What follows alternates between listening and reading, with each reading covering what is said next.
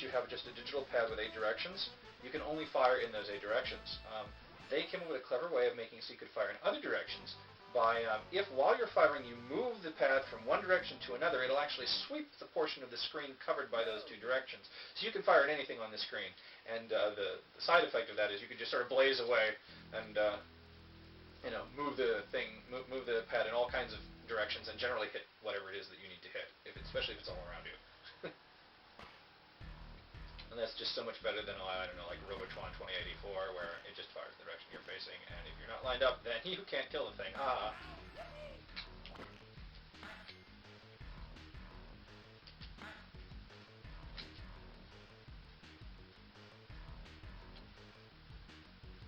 Now, this section of the game used to be a lot easier for me on emulators.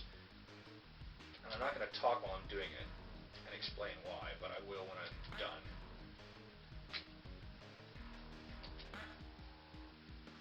The reason is that this digital pad is a lot more sensitive than the one was that I was using when I was playing this game on the emulator.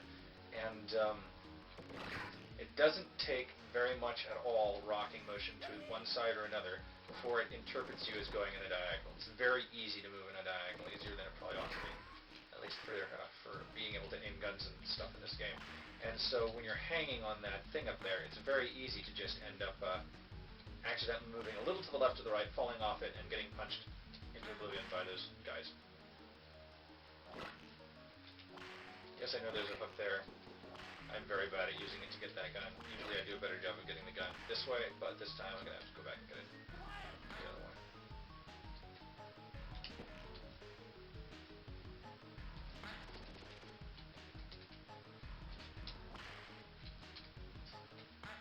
There we go.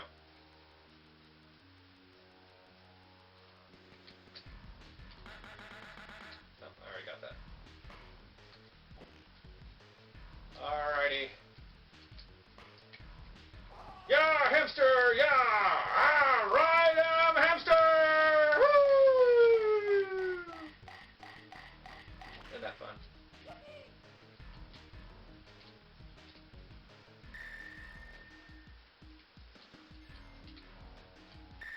don't know why I'm bothering to try and get these, because there are a whole bunch of them right here in an arrow shape. And generally, you've got plenty of time and health on that first run, so just don't worry about it too much. If you haven't played the game before, that's your time to learn to control the thing, basically. That's what that is. These guys can be very difficult to see, so sometimes I just sort of move a couple steps and whip anyway, just in case there's one there, because they put them behind the reflection in the tube, which I really think is cheating, because I mean, if I were there and I were Earthworm Jim, I'd totally be able to see these amoeba things. There's no way I would, like, not notice them. Fortunately, I don't have to worry about these guys anymore because I have a big gun you can just shoot. Yay! Makes it so much easier.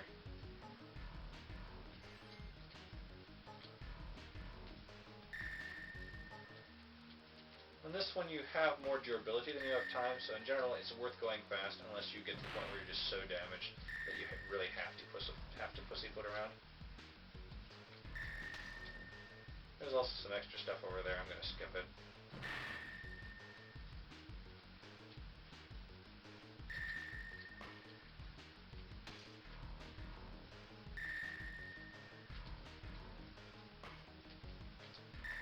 The reason this is so difficult, for those of you who haven't actually played the game and know why it's so difficult, especially hard to get used to, is the fact that I'm not actually controlling the direction that the jets point by pointing in that direction. Rather, I am turning them to the left and right by moving the stick left and right. I'm turning them clockwise and counterclockwise.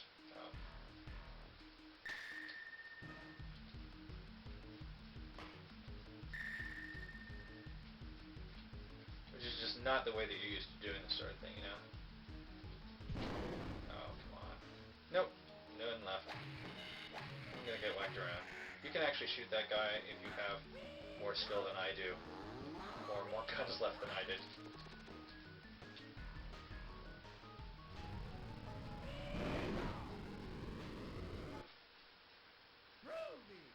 Now, there are a lot of things to like about Earthworm Jim. It's a very creative game. It's wonderfully animated. It's funny. It's absurd. It's great. But you know, there are a few things that show that they were not very experienced game designers.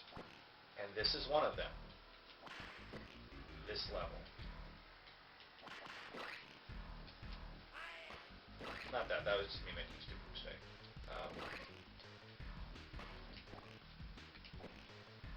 Okay, if I didn't already have 9 extra guys... Oh, wait a minute. Not yet. Not yet. I've got a little further to go.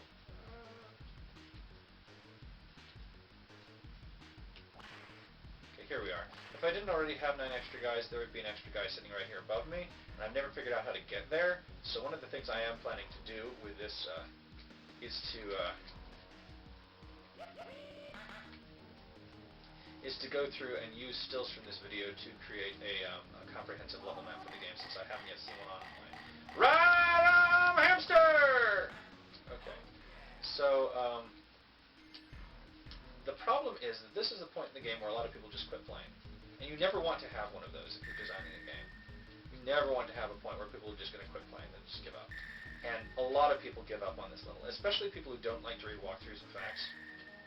And that's, you know, I personally don't mind reading them, especially when I'm stuck, because, you know, it may spoil the game, but so does quitting. You know, if you quit and don't play the game anymore, that spoils it just as much as reading a walkthrough, a frac about how it's going to, you know, about how to beat it. So, and frankly, you know, the best level is yet to come. The best level, as far as I'm concerned, is level 5. Level 5 is absolute genius as far as game design goes. Just absolutely the best level I've ever played on any game. And if you quit here because you can't figure out how to get past the pod race, long before Luke has ever had a pod race, if you can't quit here because you can't figure out how to get past the pod race, then you're really missing everything, you know? So, why is the pod race so hard? Well, I have seen people get through the entire race with 99 seconds worth of air, but I've never done it myself. It is basically impossible, especially for, you know, someone who's just starting out playing Earthworm Jim and doesn't have a lot of experience with controlling this pod, to get past this level, unless you know about the secret air refiller pump, which I will show you in just a moment here. Kudos to you for actually reading a walkthrough.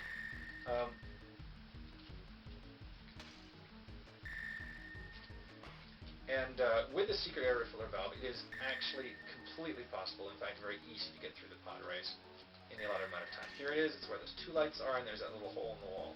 But, I mean, to ever find that on your own, I mean, you're playing a level where you're supposed to not run into the wall. You know, so what are you going to do? You know, lose hundreds of guys running into every single wall until you find the one that's fake and that you can go through and get an extra air pump? No! Now, the only way you can find that, except for dumb luck, is to read a walkthrough and a fact. And even some of those aren't very good. It's like, there are 5 sets of pipes, and in between the 3rd and the 4th set of pipes, there's a couple of lights, and oh my god, there's so many lights in this level, and then there's even these extra beacons leading you home. No, it's... Watch this and figure out where it is from that. And I got there with 33 seconds left. Really no problem at all. I wasn't even particularly damaged. That was a very good run, especially considering I was talking the whole time.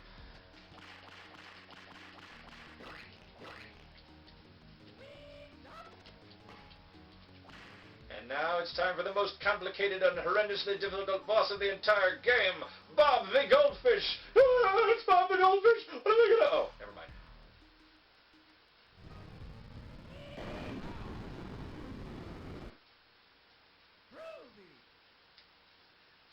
So I've never actually gotten a 3rd continue on this game. I've gotten a continue at this stage, but I've never gotten... I had already missed one earlier, so this will be, if I manage it, the first time that I've ever gotten 3 continues.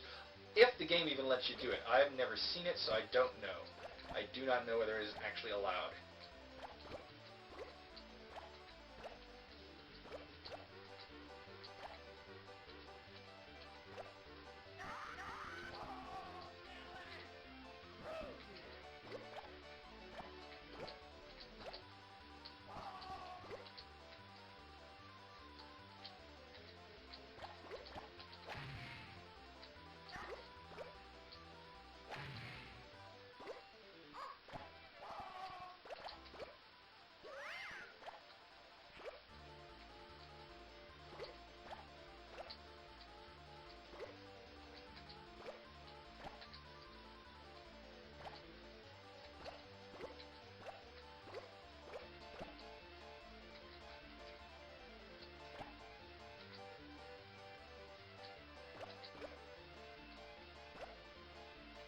Yay! Just made it. Okay, let's see. Mr. Andy Astor, creator of Andy's Asteroids. Yes, he's a real person. Do I rate a third continue? Is such a thing possible within the world of Earthworm Jim? Yes! I have 4 cans of worms! 4 cans of worms! Should go fishing. Oh, wait a minute. I already did that level. This level for me is just a matter of damage control. I never get past this level without losing several guys. Usually not in the first round. The first round is pretty easy because he just sort of hangs there and you can just shove him into the wall like a patsy. Like a big green booger patsy. Like so. Couple of those, and he's dead. Shove him too many times, he'll start doing that. Just avoid him as best you can. Sometimes it's impossible to completely avoid him and you take damage, and oh well, I mean, good luck. There's not much I can do about it. First round is not big of a problem. He doesn't do much, and he moves when you hit him. With each successive round, he moves less when you hit him, until finally the third round, where he barely moves at all, and he has to basically be already next to the wall in order for you to shove him into the wall. There's also this eye down here, which will chomp you. I think he keeps his eye in his mouth. Seriously, I think he does. I mean, because it really looks like the eye's just sticking out of the mouth there. It's like he's under the water with his mouth open and his eye sticking out. And then he comes up and closes his mouth and bites you in half. So you know, I see me starting to use the strategy that works, sort of, for round 3. Not that any strategy really works for round 3. Oh, come on. I almost got you. Almost got you. Which is that you lure him to the side by pushing him, by being at the side. And he has to come over there if he wants to push you. Like I said, I will lose guys. I don't know if I've said it yet. I will lose guys on this level. I will lose several, if not many, guys on this level because it is a hard level.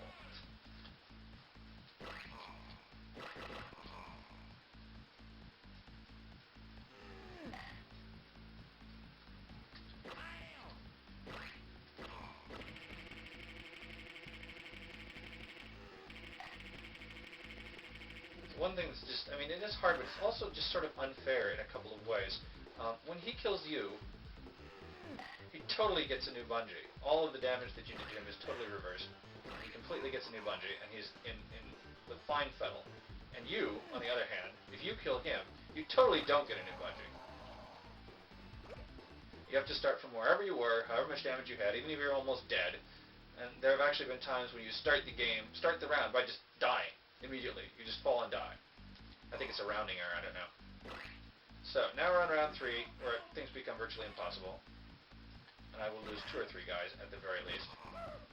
Occasionally you can get a double hit like that. It's very hard.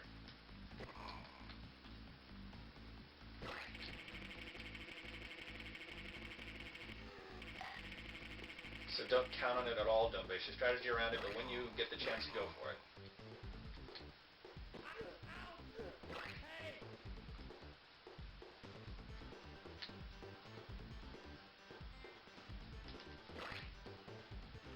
If he moves away from the wall, you have no chance. So if you see it happen quickly enough, by all means, don't even go for it. I made it! That never happens.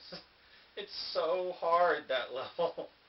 I was going to show you how hard it was. Oh well. At this point, and the asteroids also gets too hard for me to even try to get it continue. What's more, I don't know if I can have more than 4, and I think 4 is probably pushing it. So the main thing is to just not die. Like that. Let's try this again.